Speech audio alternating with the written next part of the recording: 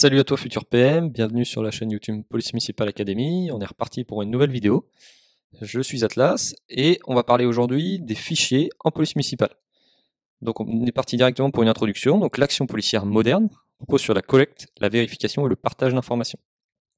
Les fichiers de police permettent aux agents d'obtenir rapidement des renseignements sur les personnes, les véhicules ou les objets, afin d'assurer la sécurité publique et de prévenir les infractions. En police municipale, l'accès à certains fichiers nationaux est strictement encadré par la loi. Les agents ne disposent pas de tous les accès des forces d'État, comme la police nationale ou la gendarmerie, mais peuvent consulter certains fichiers ou à y accéder indirectement, dans le cadre précis et légalement défini. Donc à savoir que depuis que les fichiers existent, qu'on a recensé notamment les empreintes pour les forces étatiques, les fichiers des personnes recherchées, l'action de police et les recherches se sont nettement améliorées. Donc le cadre juridique général, donc les textes de référence.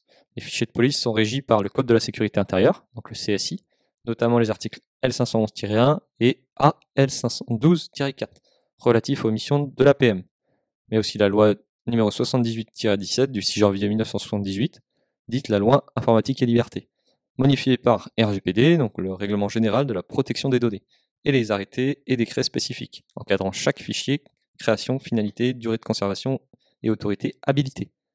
Donc il y a aussi des principes fondamentaux. Tout usage d'un fichier doit respecter le principe de finalité. Donc un fichier ne peut être utilisé qu'à des fins déterminées par la loi, donc prévention, constatation, recherche des infractions. Le principe de proportionnalité, donc seules les données strictement nécessaires peuvent être consultées ou conservées. Et le principe de confidentialité et de sécurité, donc les agents doivent garantir la protection des informations obtenues. Et enfin, la traçabilité. Donc chaque consultation d'un fichier est enregistrée et peut être contrôlée. Donc la violation de ces règles constitue un délit pénal, passible d'une peine disciplinaire et correctionnelle. Donc les différents fichiers accessibles à la police municipale, donc les fichiers directement accessibles. Donc depuis plusieurs réformes récentes, la police municipale dispose des droits d'accès direct à certains fichiers nationaux, notamment en matière de circulation routière et d'identification. Donc en fin de compte, deux fichiers, donc un, le système des immatriculations des véhicules, donc on appelle ça le SIV, ou le SIV. Donc l'objet, il a pour objet d'identifier le titulaire d'un véhicule à partir de sa plaque d'immatriculation. Accès donc autorisé aux agents de la police municipale par arrêté du ministère de l'Intérieur. Utilisation, donc constatation d'une infraction au code de la route, enlèvement de véhicules, stationnement abusif, véhicules volés ou abandonnés.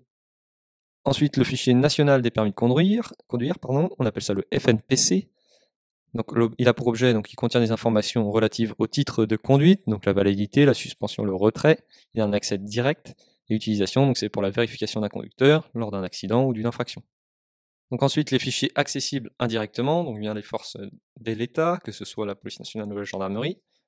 Donc les policiers municipaux ne peuvent pas consulter directement les fichiers de police judiciaire, mais ils peuvent solliciter une vérification par l'intermédiaire de la police nationale ou de la gendarmerie, dans le cadre d'une mission de sécurité publique. Donc le fichier des personnes recherchées, en 1, contient les individus recherchés, donc que ce soit les mandats d'arrêt, les disparitions, les interdictions de territoire, donc consultation possible via le COG ou le Centre d'information et de commandement de la police nationale, à la demande d'un PM lors d'un contrôle. En 2, le fichier des objets et véhicules signalés, donc on appelle ça le FOVES, donc qui permet de vérifier si un objet, un véhicule ou un document administratif est déclaré volé ou perdu. Accès indirect pour la police municipale. Donc de la même manière, on le demande au COG ou au SIC. Donc l'utilisation des fichiers par les agents de police municipale. La condition d'accès, donc l'accès à un fichier suppose une habilitation individuelle nominative, une formation à la protection des données et l'utilisation d'un identifiant sécurisé avec un login et mot de passe ou une carte agent. Chaque consultation est journalisée, donc traçabilité totale. Un agent qui consulte un fichier en dehors de sa mission encourt une sanction tout d'abord disciplinaire et puis une poursuite pénale. Donc c'est très très encadré, comparé à il y a un certain nombre d'années où on pouvait faire les recherches qu'on voulait entre guillemets, et c'est parce qu'il y a eu des abus justement que maintenant il y a des règles. Donc effectivement maintenant, si vous recherchez le prénom d'une star, vous êtes tout de suite fiché et vous avez tout de suite une sanction. Donc voilà, c'est très très encadré, on peut pas faire n'importe quoi. Donc les obligations de confidentialité, les agents sont tenus au secret professionnel, toute information obtenue par fichier est strictement confidentielle et ne peut être communiquée à un tiers, y compris à un collègue non habilité. Donc contrôle et responsabilité, il y a des contrôles internes et externes.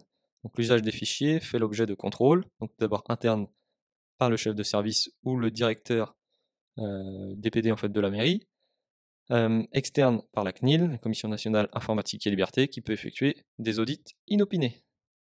Donc les sanctions possibles, en cas d'usage abusif, donc il y a des sanctions disciplinaires avec des avertissements, blâmes, révocation, et pénales avec 5 ans d'emprisonnement et 300 000 € d'amende. L'avenir et la modernisation des fichiers, donc la tendance actuelle est à une meilleure interconnexion des systèmes d'information entre l'APM et les forces d'État. Plusieurs expérimentations sont en cours pour permettre un accès sécurisé élargi aux fichiers essentiels, que ce soit le FOVES, le FPR, le FNPC, renforcer la traçabilité et la transparence des consultations, et favoriser une interopérabilité accrue entre les logiciels municipaux et nationaux. En conclusion, donc les fichiers sont des outils précieux pour le PM, à condition d'être utilisés avec rigueur, éthique et dans le cadre légal. Ils permettent d'améliorer la réactivité opérationnelle, de sécuriser les interventions et de renforcer la coopération entre services. Cependant, la maîtrise des règles juridiques et déontologiques est indispensable pour éviter tout risque d'abus. Un policier municipal professionnel doit savoir utiliser l'information sans en abuser. Donc voilà concernant cette vidéo sur les fichiers en police municipale. J'espère que tu en as appris davantage, ou si tu connaissais ces fichiers, que tu as pu voir qu'effectivement, si on faisait n'importe quoi, il y a des sanctions, peut-être qu'il va y avoir une évolution. Enfin, dans tous les cas, je pense que ça t'a appris quelque chose. Donc si tu as des questions, n'hésite pas à les mettre dans la description. Je t'invite aussi à voir dans la description les ressources que je donne accès, notamment sur les PDF pour réussir au mieux le concours. Il y a un e-book aussi gratuit que tu peux récupérer dans la description. Donc n'hésite pas à aller voir toutes ces ressources. Et puis encore une fois, si tu as des questions, pose-les dans les commentaires. Je te dis à très bientôt, c'était Atlas, on se voit très bientôt pour une nouvelle vidéo. Ciao ciao.